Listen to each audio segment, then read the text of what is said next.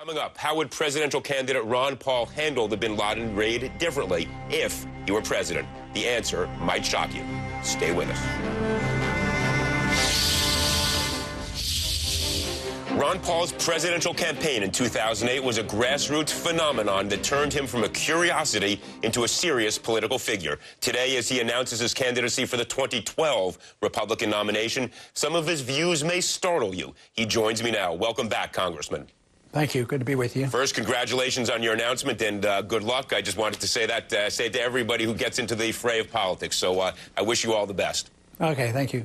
Look, I want to begin by quoting back to you something you said about the raid that captured and then killed Osama bin Laden. And this is a direct quote from what you said. You said, "I don't think it was necessary." No, it absolutely was not necessary. I would suggest the way they got Khalid Sheikh Mohammed, we went and cooperated with Pakistan. Are you really suggesting, sir, that we should have just said to the Pakistanis, work with us?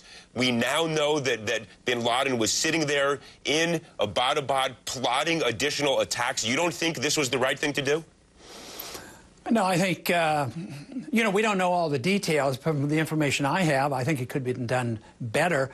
We cooperated before, and if you don't recognize that a sovereign nation is important, then all you do is build enemies. So today there was retaliation, and a lot of people were killed.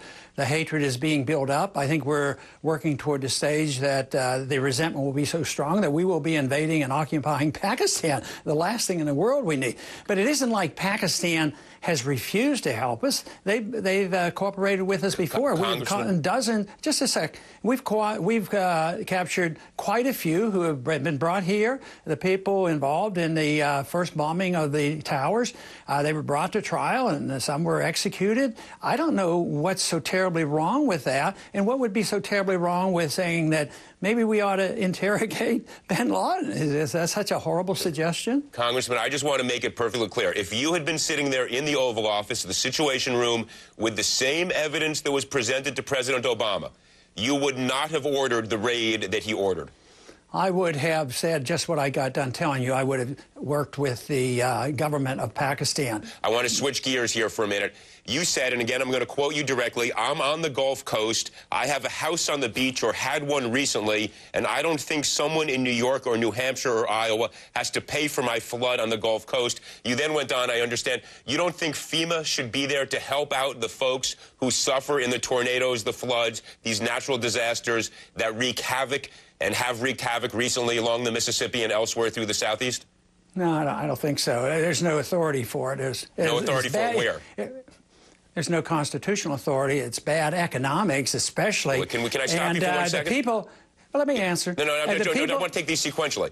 No constitutional authority, just so we can understand. We'll get to the economics in a second. No constitutional authority to set up FEMA is what you're saying? That is what I'm saying. Let it stand and let me answer my question. No, there's no constitutional to set up an authority that you take money from one state and give it to somebody else because they've been injured.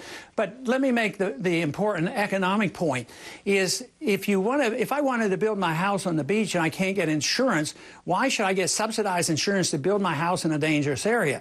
When you can't get private insurance because it's so expensive, it's telling you something. Why should people build there and pass on the penalty to somebody else who don't get to live on the beach? See, that makes no sense whatsoever.